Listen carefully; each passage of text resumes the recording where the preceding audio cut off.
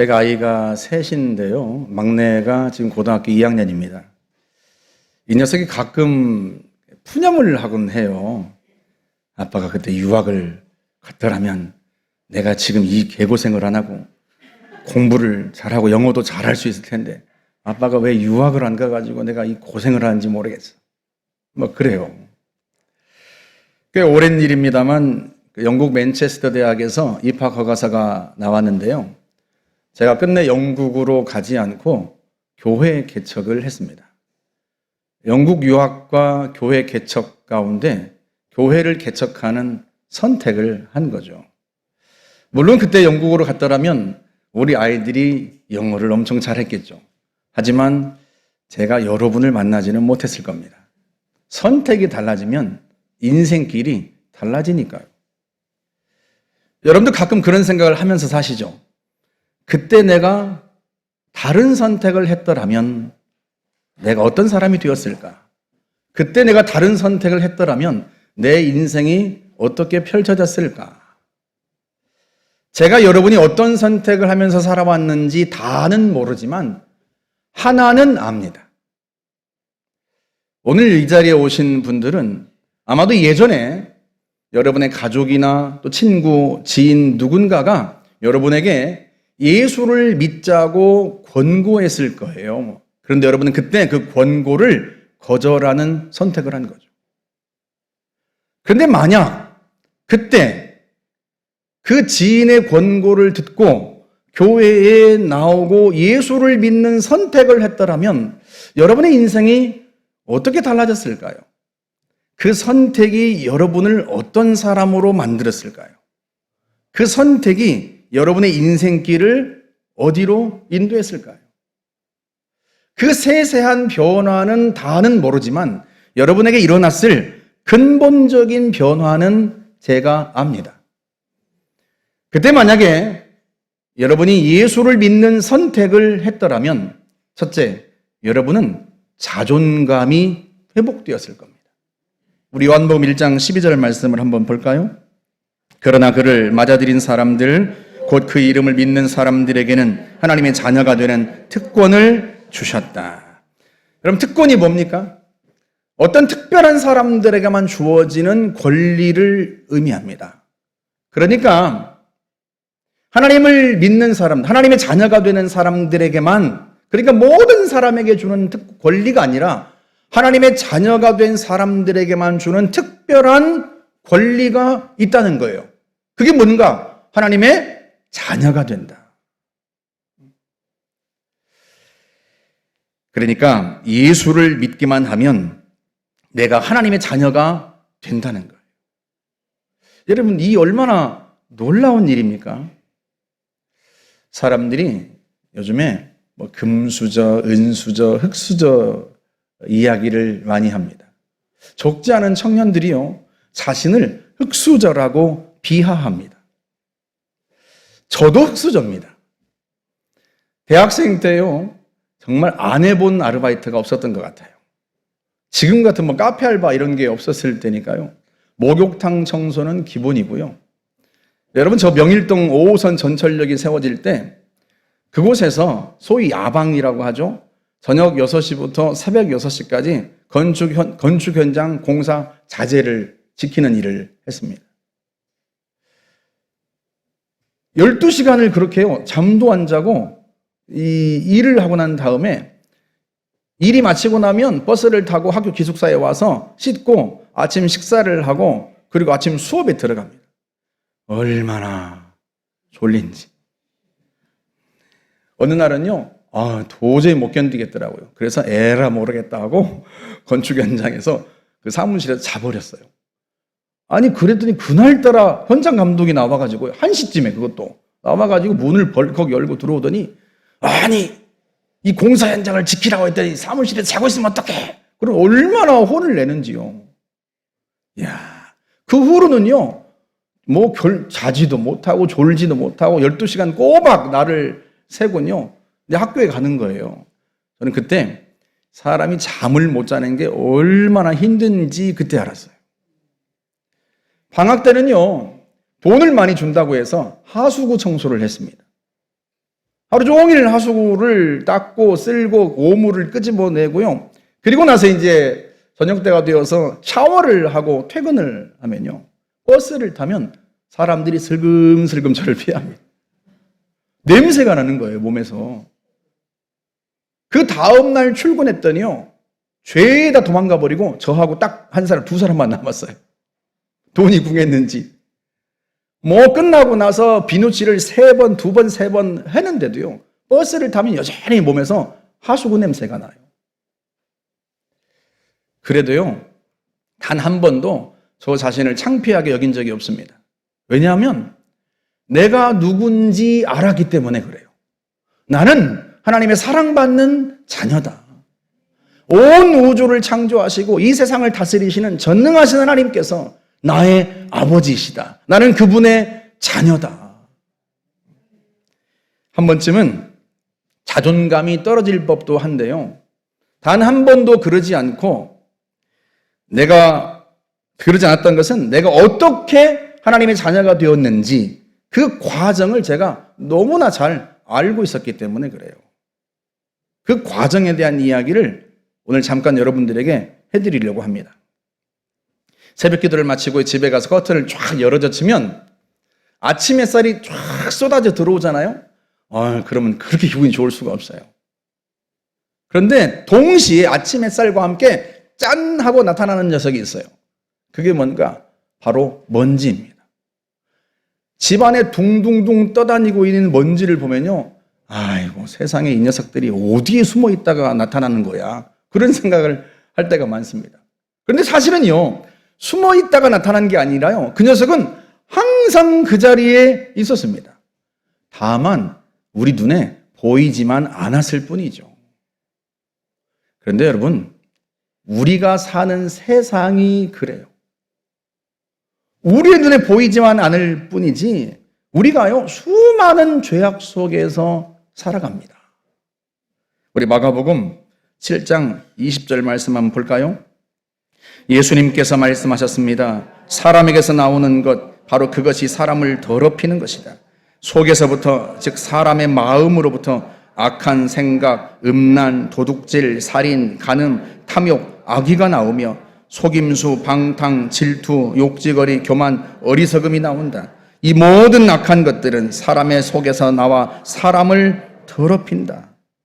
우리 속에서 온갖 더러운 것들이 나와서 우리를 더럽히고 있다는 거예요. 우리 눈에 보이지만 않을 뿐이지 지금도 우리의 마음속에서는 온갖 더러운 것들이 나오고 있습니다. 실제로 심리학자들은요, 사람이 하루에 2만 가지 생각이 자기 마음을 스쳐 지나간다고 그렇게 말을 합니다. 여러분 생각해 보세요. 우리의 눈에 만약 그것이 보인다면 그 더러운 것들이 온통 몸에서 뿜어져 나오는 것을 우리의 눈으로 본다면 우리가 사랑할 만한 사람이 세상에 어디 있겠습니까? 지난 목요일 인터넷 뉴스 헤드라인에 구속 피한 유아인, 시민이 던진 커피는 못 피해 라는 헤드라인이 떴어요. 참 헤드라인도 잘 잡아요.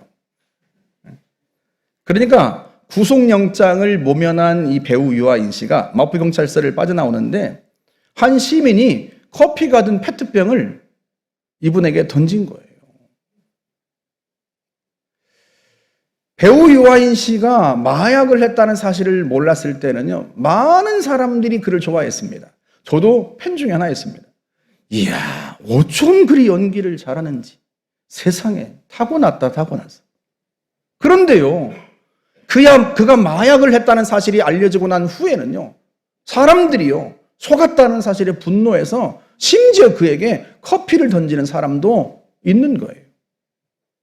우리 속에서 온갖 더러운 것들이 지금도 눈에 보이지 않지만 먼지처럼 계속 뿜어져 나오는데 몰랐을 뿐이지, 모르고 있을 뿐이지, 눈에 보이지 않았을 뿐이지, 그게 우리의 눈으로 보인다면 과연 우리가 누군들 사랑할 수 있겠습니까? 간음, 음란, 방탕하고자 하는 욕망, 탐욕, 속임수, 질투와 시기와 살인까지, 그게 다른 사람들뿐만 아니라요, 우리 속에서도 계속 나옵니다. 사람들이 그걸 본다면 과연 나를 사랑할 사람이 단 한 사람이라도 이 세상에 있을까요? 그런데 하나님께서 그런 우리조차 사랑하셨습니다. 그래서 하신 일이 무엇인가?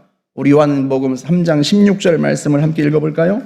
하나님이 세상을 이처럼 사랑하사 독생자를 주셨으니 이는 그를 믿는 자마다 멸망하지 않고 영생을 얻게 하려 하심이라. 독생자를 주셨다.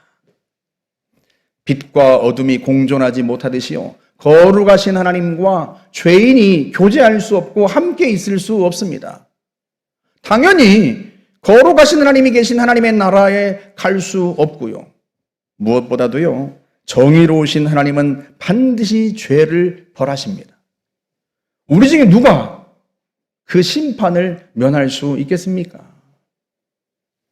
그런데요, 감사하게도 하나님께서 심판을 면하고 죄를 용서받을 수 있는 길을 우리에게 열어주셨습니다.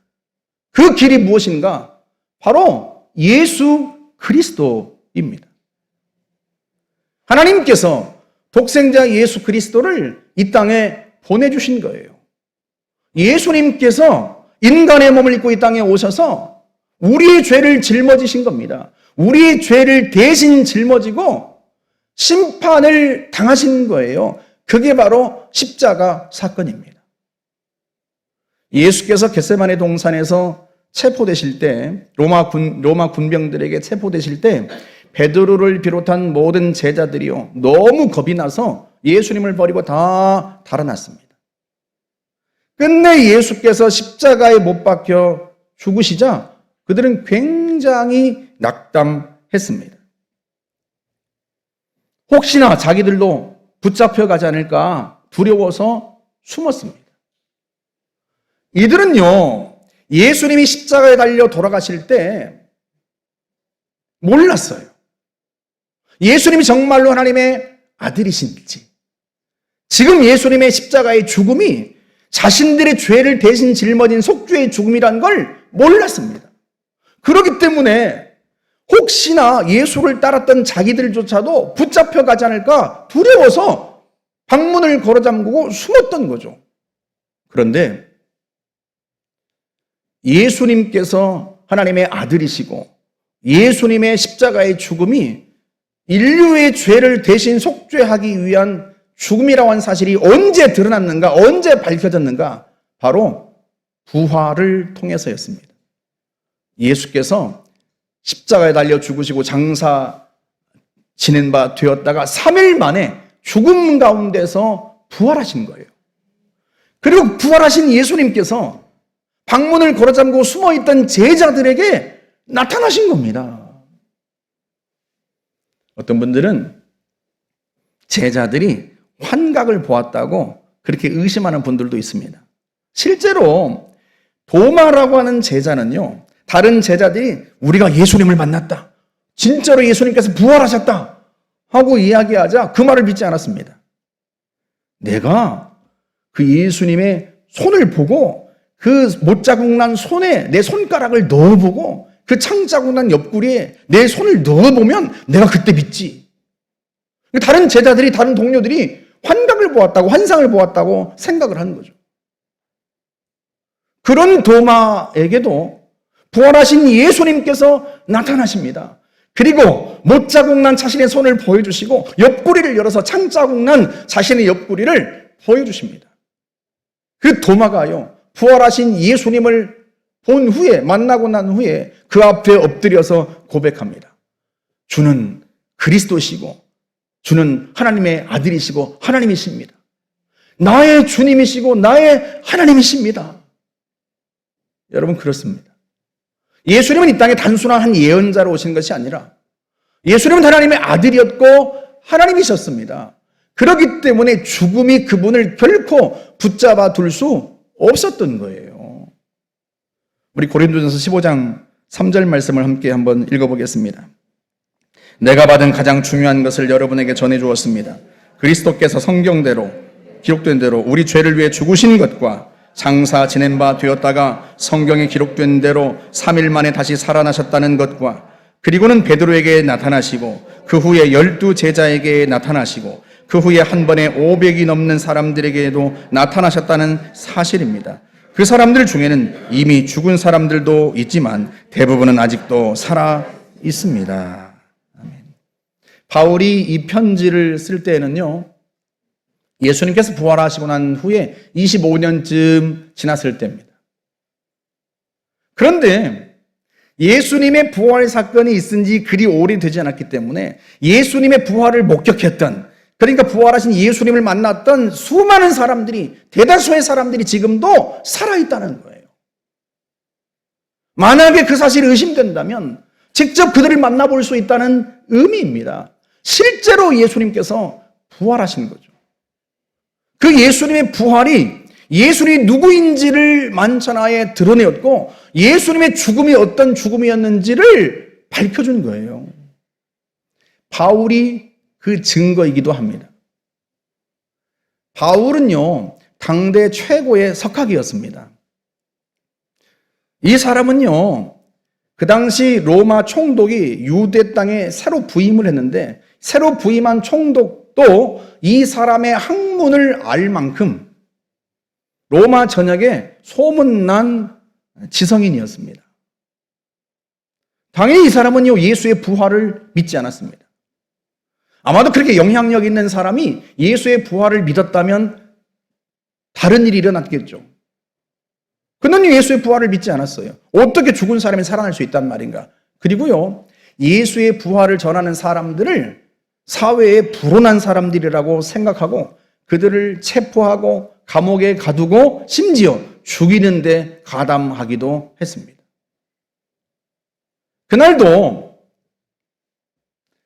예루살렘에서부터 240km나 떨어져 있는 시리아의 다마스쿠스까지 그 먼 길을 예수의 부활을 전하는 사람들을 체포하기 위해서 갔습니다. 그런데요, 다마스쿠스 가까이에 이르렀을 때 그가 상상하지 못했던 일, 아무도 상상하지 못했던 일이 그에게 일어납니다. 길가에서 그에게 환한 빛이 비추더니 그 환한 빛 가운데서 부활하신 예수께서 그에게 나타나신 거예요. 그분이 말씀하셨습니다. 사울아, 사울아, 네가 왜 나를 박해하느냐? 누구십니까? 나는 네가 박해하는 예수다. 사울이란 이름은요, 이 바울이 예수를 믿기 전의 이름이에요. 바울은 자신의 눈으로, 자신의 귀로 부활하신 예수 그리스도를 보고 부활하신 예수의 음성을 듣고 큰 충격에 빠집니다. 왜냐하면 예수께서 부활하신 것이 사실이었기 때문에 그래요. 그렇다면 정말로 이분은 자신이 주장했던 대로 단순한 한 인간이 아니라 하나님의 아들이요 하나님이시구나. 그리고 그분의 죽음 역시도 그분의 죄 때문에 그분이 십자가에 달려 죽은 게 아니라 그분이 말씀하셨던 대로 인류의 죄를 대신 속죄하는 죽음이었구나. 그는요, 당대 최고의 석학답게, 당대 최고의 지성인답게 하나님께서 죄인들에게 구원의 문을 예수를 통해서 여셨다는 사실을 이내 깨닫습니다. 아, 예수 안에 죄사함이 있구나. 예수 안에 구원이 있구나. 예수를 믿게만 하면 누구든지 영원한 생명을 얻고 하나님의 심판을 피하구나. 그는요, 감격합니다. 누구보다도 앞장서서 예수 믿는 사람들을 박해하고 심지어 스데반이라는 사람들이 돌로 쳐서 죽일 때 자신도 거기에 가담했고요. 누구보다도 열심히 예수 믿는 사람들을 박해했던 사람이잖아요. 그런 자기에게 부활하신 예수께서 나타나셨다는 사실이 감격스럽고 또 하나님의 아들이신 그분이, 하나님이신 그분이 우리를 구원하기 위해, 죄인을 구원하기 위해 인간의 몸으로 이 땅에 오셨다는 사실이 감격스럽고 심지어는 그분이 인간의 죄를 짊어지고 대신 십자가에서 죽으셨다는 사실이 너무나 감격스러운 거예요. 그래서요, 평생을 그는 결혼도 하지 않은 채 예수를 전하는 데 앞장섭니다. 아놀드 토인비라고 하는 유명한 역사학자가요, 바울이 터키에서 마게도냐로 건너갈 때 이렇게 그 장면을 기록했습니다. 바울을 태우고 가는 배는 유럽의 운명을 짊어지고 가는 배다. 그 당시 미개했던 유럽 사람들이요, 바울이 전했던 예수 그리스도를 믿고 새로운 사람이 된 거예요. 유럽의 운명이 바뀐 것입니다. 저는요, 바울이 예수님을, 부활하신 예수를 만났을 때 그 감격을 어느 정도는 제가 공감하고 이해합니다. 제가 고등학교 1학년 때요, 예수님을 만났는데요, 얼마나 감격스럽고 얼마나 기쁜지, 예수님이 살아계신다는 사실을 한 번도 생각해 본 적이 없었는데요, 그 살아계신 주님을, 예수님을 만난 거죠. 그때요, 너무 소심하고 너무 수줍음이 많아서 심지어 여학생들을 얼굴을 못 볼 정도로, 고개를 숙이고 대화할 정도로 그렇게 소심했는데요, 내가 구원받았구나, 내가 하나님의 자녀가 되었구나, 하나님이 나의 아버지시구나, 그 사실이 얼마나 감격스러운지요, 골목에서요, 하늘을 향해서 아빠 하고 외쳤습니다. 아니, 제 입에서 하늘을 향해서, 하나님을 향하여 아빠라고 외치다니, 그 흥분과 감격을 주체할 수가 없는 거예요. 하나님께서 죄인을 구원하기 위해 이 땅에 오셨다. 하나님이 나를 구원하기 위해 이 땅에 오셨다. 나를 구원하기 위해 내 죄를 짊어지고 십자가 위에서 고난당하셨다. 내가 구원받았다. 하나님의 자녀가 되었다. 그 사실이 얼마나 감격스러운지. 그 순간요, 내가 누구인지를 알았어요. 나는 하나님의 사랑받는 자녀다. 하나님은 나의 아버지가 되셨다. 예수의 심장을 떼어 나에게 주셨다. 내 속엔 예수의 심장이 있다. 왜 하나님께서 독생자 예수 그리스도를 이 땅에 보내셨다고요? 왜 하나님께서 아들을 십자가 위에 내어주셨다고요? 저와 여러분을 사랑해서. 그게 요한복음 3장 16절의 진리입니다. 하나님이 세상을 이처럼 사랑하사 독생자를 주셨으니 이는 누구든지 그를 믿는 자마다 멸망하지 않고 영생을 받게 하려 하십니다. 하나님은 우리를 사랑하셨다는 거예요. 우리가 하나님의 사랑받는 자녀라고 하는 거예요. 여러분, 그 순간 저의 자존감이 확 살아났습니다. 여러분, 제가 지금도 작지만요, 그때는 더 작았어요. 그나마 커서 이만큼 된 거예요. 이만큼. 초등학교 때요, 네, 그 수치스러운 장면을 내가 잊지 못합니다. 제가 6학년인데 5학년짜리가 저한테 덤빈 거죠. 이 섬에서 사니까요, 누가 누군지 금방 다 알아요. 사람 숫자가 뻔하니까요. 근데 이 5학년 녀석이 저한테 덤빈 거죠. 저보다 등치가 더 크고 저보다 더 힘이 세고. 몇 대 맞았는데요, 얼마나 수치스러운지요, 눈물도 안 나와요. 왜? 그때 눈물이 나오면 이건 정말로 성을 떠나야 돼요. 제가요, 얼마나 자존감이 떨어졌는지요, 약했는지요, 공부를요, 얼마나 열심히 했는지 몰라요. 제가 공부를 목숨 걸고 했습니다. 고등학교 때까지. 우리 아버지가요, 얼마 전에도 올라오셔가지고 우리 아이들한테 얘기해요. 야, 이놈아, 너희 아버지는 죽을 정도로 공부했다. 죽을 정도. 내가 말렸어. 그래요. 우리 아버지가요, 저한테 와가지고, 경원아, 그만 좀 공부해라. 경원아, 제발 밖에 나가서 놀아라. 너는 친구도 없니? 왜? 공부를 열심히 해가지고 이 녀석들 다 납작하게 눌러줘야지. 그게 내가 인정받는 길이고 내 자존감이 살아나는 길이니까요. 그래가지고요, 공부를 죽도록 했습니다. 우리 아버지가 말릴 정도로요. 명절이 되면요, 제가 가방을 싸들고 학교로 갑니다. 그럼 수희 아저씨가 깜짝 놀라세요. 왜 왔느냐? 예, 공부하러 왔습니다. 이야, 살다 너 같은 놈은 내가 처음 봤다. 그럼 문을 열어주세요. 그러면 제가 명절에요, 손님들이 오잖아요. 친척들이 오시고 공부를 해야 되는데 친척들이 와서 떠드니까 그게 싫은 거예요. 그래서 학교에 가는 거예요. 돈은 없고. 왜? 우리 아버지가요, 제가 고등학교 1학년 때 전신마비가 되어가지고요. 6개월 동안 병원에 중환자실에 계셨거든요. 그때 우리 집 재산을 다 날려버리셨어요. 그래가지고 심지어요. 참고서 하나 사볼 정도도 돈이 없었습니다. 그리고 학교로 간 거예요. 그래서 밤 깜깜할 때까지요. 그 텅 빈 학교에서요. 혼자 불을 켜고 공부하는 거예요. 제가 그런 사람이었어요. 그런데 예수님을 만나고 나서요. 제 자존감이 확 살아나는 거예요. 내가 누구인지를 아는 거죠.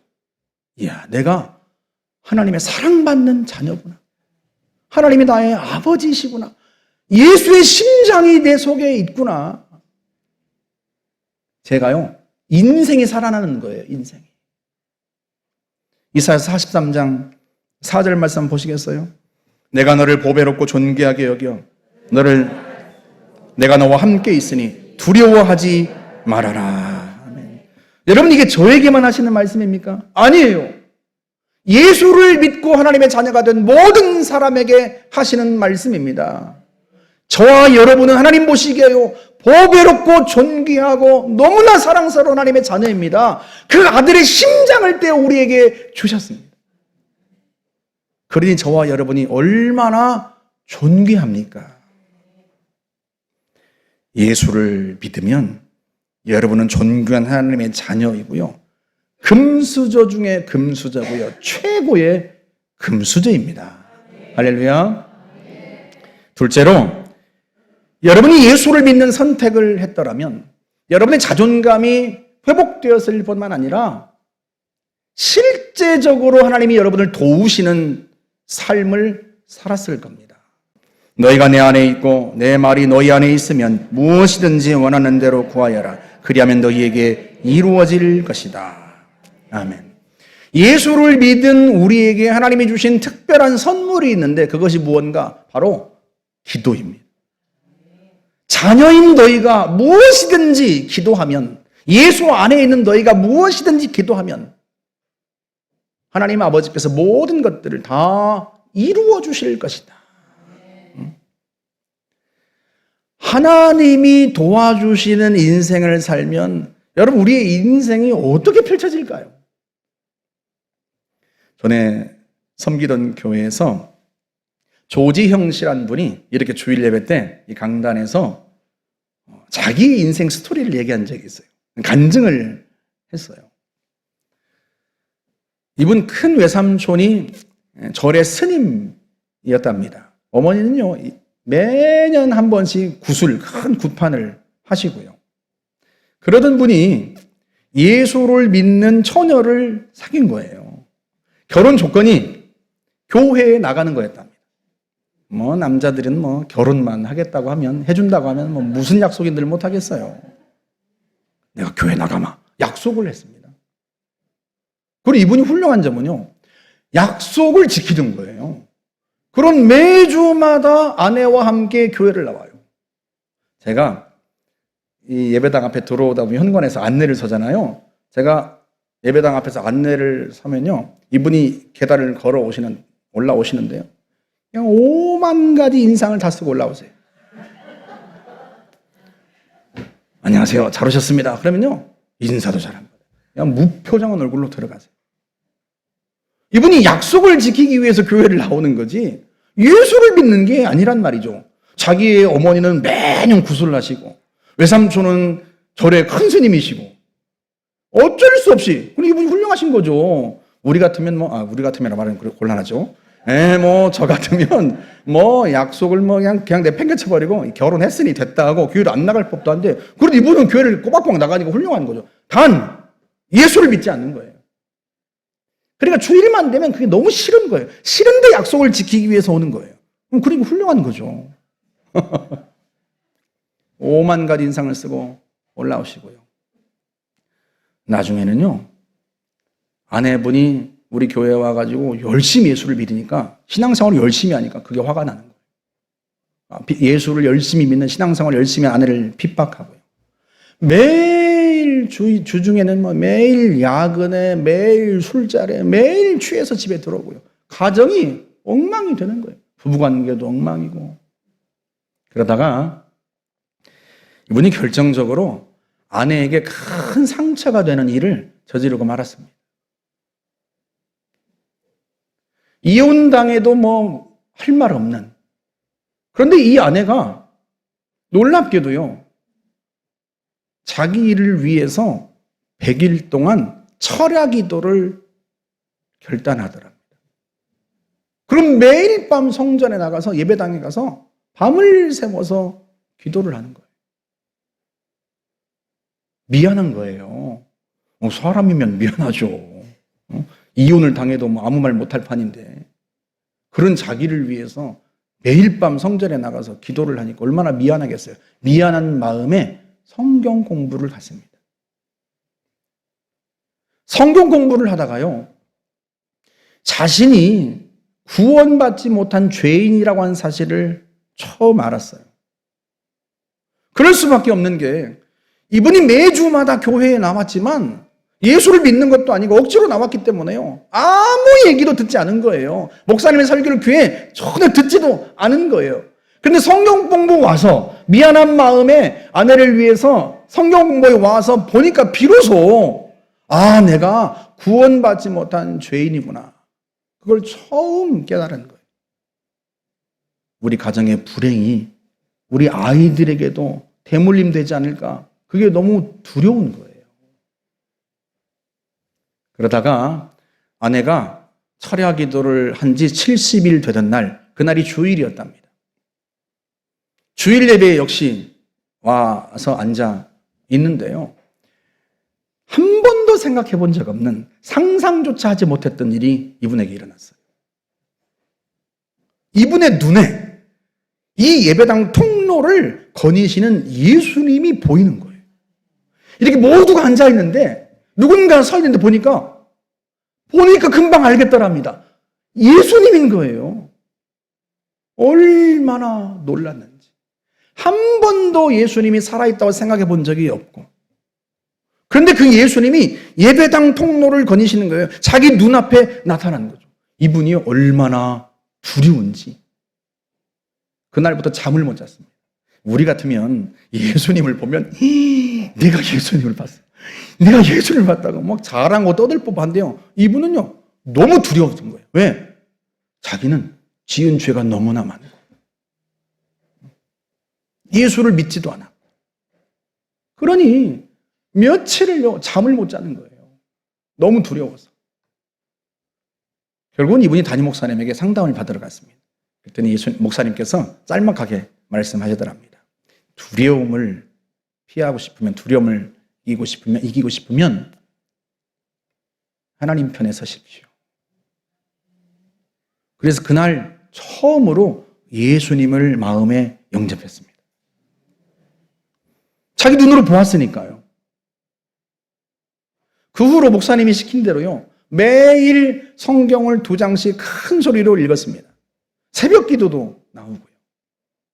어느 날 이분이 새벽 기도를 나오니까 목사님이, 안 나오던 분이 나오고 게다가 이분에게 어떤 일이 일어난지를 아니까 목사님이 이분에게 새벽 설교를 마치고 나서 안수 기도를 해줬어요. 그랬더니 목사님이 안수 기도를 해주고 나서 하나님의 음성이 들리더랍니다.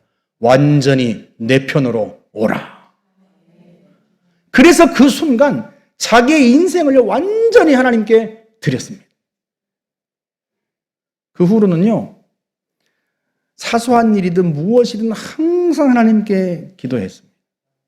새벽에 일어나면요, 제일 먼저 아내 머리에 손을 얹고 아이들의 머리에 손을 얹고 축복 기도를 해주었습니다. 술도 끊고 불평도 끊고 늘 감사하고 가정이 천국이 된 거죠. 사랑하는 여러분, 이 조지영 씨라고 하는 분의 아내 김지연 집사님은요, 자기의 인생이 위기를 만나자, 자기의 인생이 위태로워지자, 그때 하나님께서 자기에게 어떤 무기를 주셨는지를 떠올렸어요. 남편과 끝장을 내기 전에 자녀들을 생각해서라도 이대로 내 가정이 파탄날 수는 없다. 그 순간에 하나님이 자기에게 주신 무기가 있다는 걸 떠올리는 거죠. 그 무기가 뭐예요? 기도. 그래서 하나님 앞에 도와달라고 기도한 거예요. 밤을 새워서 자신의 인생이 어떻게 펼쳐질지 모르지만 하나님이 도와주시면 이 모든 일조차도 선한 결과로 끝맺음을 하지 않겠나, 그걸 믿고 밤을 새워서 하나님 앞에 기도한 거예요. 과연 하나님은 그 기도를 들으시고 이분을 도우셨습니다. 남편은 변화되었고요, 가정은 행복을 되찾았습니다.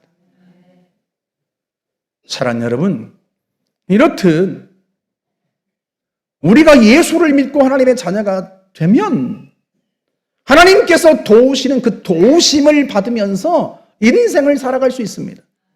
우리의 위기가 변화하여서 축복이 되고요, 우리의 고난이 변화하여 영광이 되게 하십니다. 하나님이 우리의 인생길을 함께 걸으시며 우리를 도와주신다는 사실, 여러분, 이게 얼마나 놀라운 일입니까?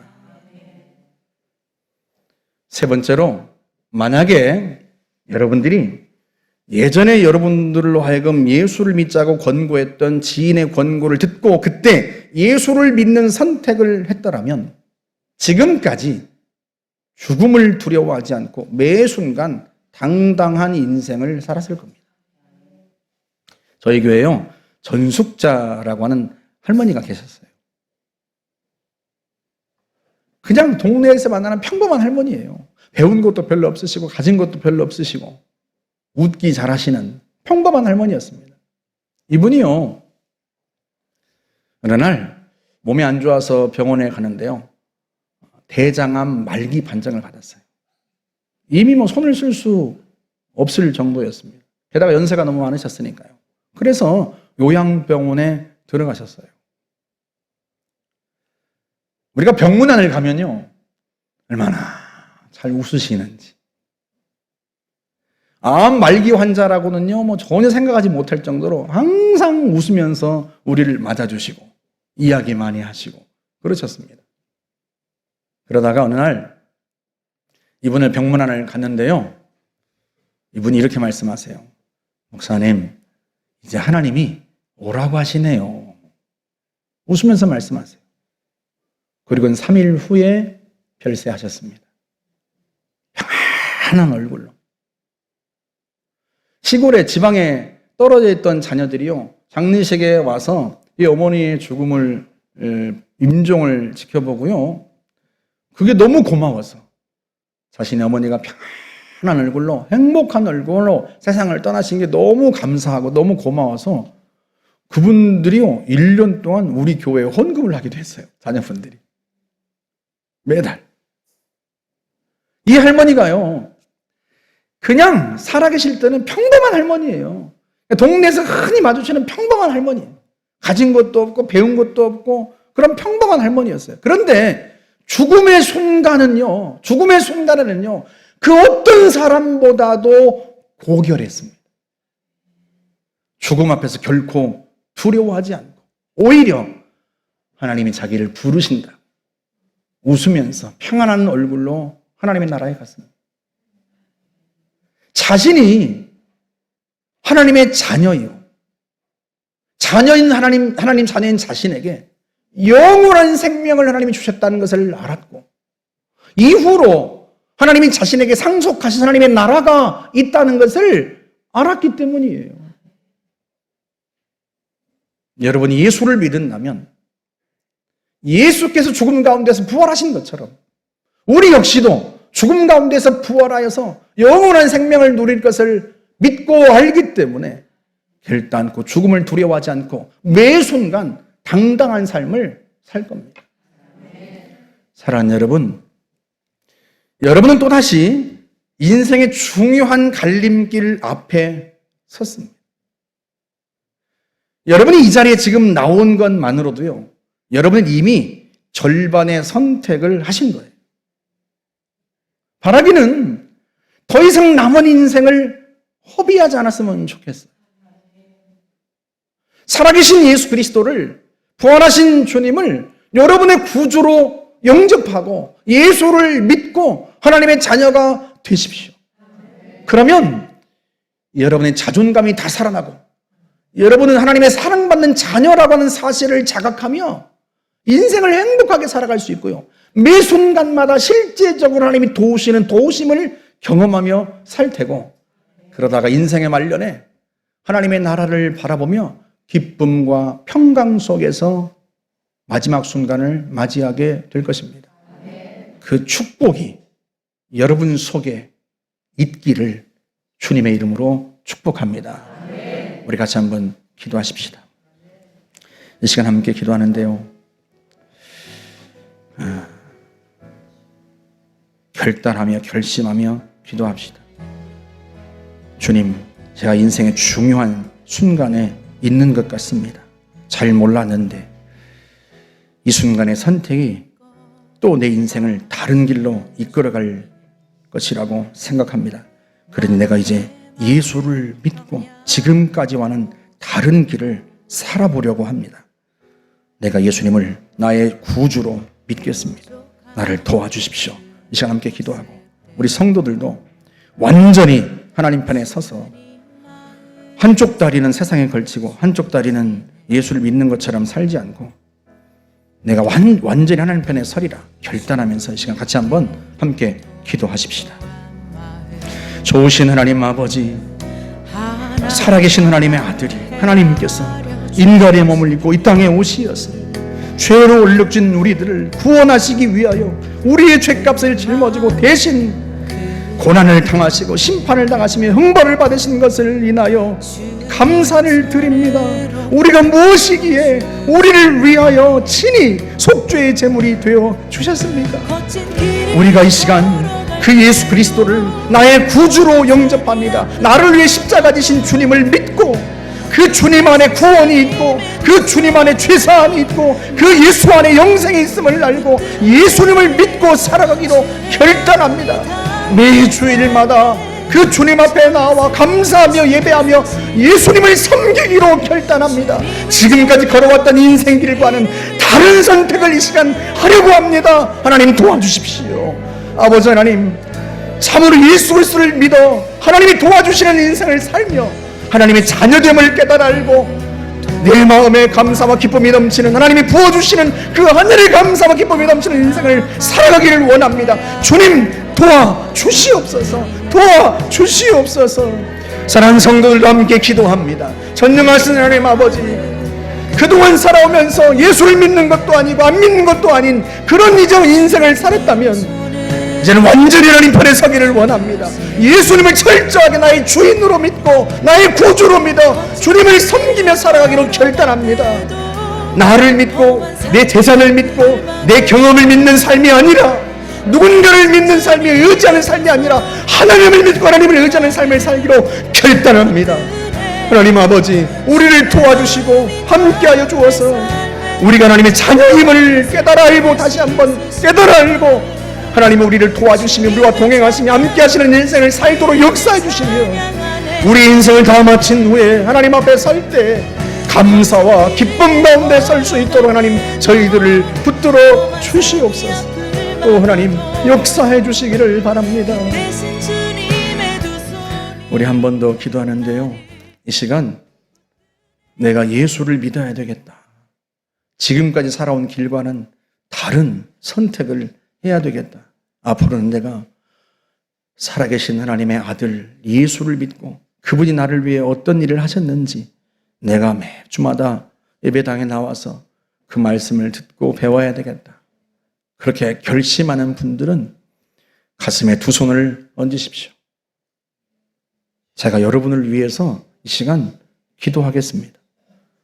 기도할 때 하나님께서 우리 눈에 보이진 않지만 하나님께서 하나님의 영으로 우리 가운데 오셔서 여러분 가슴에 얹은 그 두 손이 여러분의 손이 아니라 우리 예수님, 살아계신 예수님의 손이 되도록 그렇게 느끼도록 인도하여 주실 겁니다. 함께 이 시간 가슴에 두 손을 얹어 주시기를 바랍니다.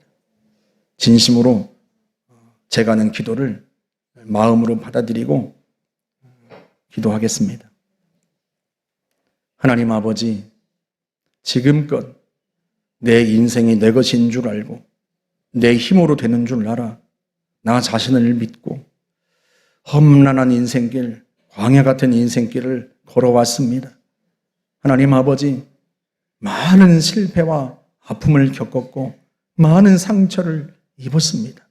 그럴수록 더 고집스럽고 더 나 자신을 의지하고 아무도 믿지 않는 그런 인생을 살아왔습니다. 하나님 아버지, 이제 하나님께서 살아계시고 하나님의 아들이신 예수께서 살아계시고 우리를 위하여 친히 우리의 죄짐을 짊어지고 고난 당하셨다니 그 사실을 내가 마음으로 인정하고 받아들입니다. 예수님을 나의 구주로 모시고 예수님과 함께 인생길을 걸어가기로 결단합니다. 예수 안에 구원이 있고 예수 안에 죄사함이 있고 예수 안에 영원한 생명이 있는 줄 알아 다른 인생을 살고자 하여 이 시간 예수님을 마음에 영접합니다. 우리의 마음속에 들어와 주시옵소서. 내 마음속에 들어와 주시옵소서. 내 상처 입은 심령을 어루만져 주시옵고 살아계신 주님, 이 시간 이 순간 나에게 역사하여 주시옵소서. 앞으로 오직 주님만을 믿고 살아가겠습니다. 예수님 의지하여 살아가겠습니다. 주님이 나를 사랑하셔서 목숨까지 내어주시고 구원하여 주셨사오니 평생에 그 주님 모시고 살겠습니다. 하나님, 나의 길을 도와주시옵소서. 감사드리며 예수님의 이름으로 기도하옵나이다. 아멘. 한 번 더 기도하겠습니다. 이 시간 아픈 곳이 있는 분들은 그 아픈 부분에 손을 얹어 주십시오. 제가 여러분을 위해서 기도하겠습니다. 하나님은요, 우리의 마음만, 우리 영혼만 치료하시는 게 아니라요, 우리의 육신도, 우리의 몸도 치료하십니다. 하나님은 우리를 지으신 창조주이시고요, 우리를 치유하시는 치료자이시고 우리를 구원하시는 구원자이십니다. 그 사실을 믿고 이 시간 아픈 곳에 손을 얹어 주시기를 바랍니다. 제가 기도하겠습니다. 나을 것이라는 예수님이 내가 얹은 이곳에 내 손이 아니라 예수님의 손이어서 나을 것이다 하는 믿음을 가지고 제 기도에 아멘으로 화답해 주시기를 바랍니다. 하나님 아버지, 부족한 저에게 하나님께서 주신 권세로, 살아계신 주님, 부활하신 주님, 그 예수의 이름의 권세로 사랑하는 성도들을 위하여 이 시간 이 자리에 초대되어 온 분들을 위하여 기도합니다. 이분들이 아픈 곳에 손을 얹었습니다. 마음이 아픈 분은 자신의 가슴에 손을 얹었고, 그리고 여러 군데 아픈 분들은 그 아픈 곳에 자신의 손을 얹었습니다. 자신의 손이 아니라 예수의 손이, 살아계신 주님의 손이 얹어진 줄로 믿습니다. 이 시간 그 아픈 곳을 주님이 치료하여 주시옵소서. 하나님의 살아계심을 나타내어 주시옵소서. 깨끗하게 치료하여 주옵소서. 이 시간 예수 그리스도의 이름으로 명령하고 선포하니 더러운 질병의 세력들은 떠나갈 치여다. 더러운 질병은 떠나갈 치여다. 사랑하는 이들은 다 아픔에서, 고통에서, 질병에서 해방될 치여다. 머리부터 발끝까지 심장과 오장 육부와 뼈마디와 관절, 골수와 혈관계와 신경 조직과 그리고 디스크와 그 모든 연골 조직들은 이 시간 나사렛 예수 이름으로 명령하니 온전하게 회복될 치여다. 온전하게 치료될 치여다. 모든 더러운 암세포들은 예수 이름으로 떠나갈 치여다. 마음이 상한 이들의 마음을 어루만져 주어서 상처 입고 조각나고 찢긴 마음들이 이 시간 깨끗하게 치료되게 하여 주옵소서. 온전하게 치료되게 하여 주옵소서. 그리하여 기꺼이 용서하고 품 안을 수 있게 하여 주시기를 바랍니다. 오 하나님 아버지, 이들의 상한 마음을 만져주시고 온전히 치료하셔서 나를 위해 십자가 지신 주님의 그 사랑이 우리 모두를 감싸 안게 하여 주옵소서. 주님 감사합니다. 치료하여 주시니 감사합니다. 주의 손을 얹어 주시니 감사합니다. 하나님의 영광을 나타내어 주시옵소서. 예수님의 이름으로 기도하옵나이다. 아멘. 우리 하나님 앞에 우리 감사하면서 박수 한번 하십시다.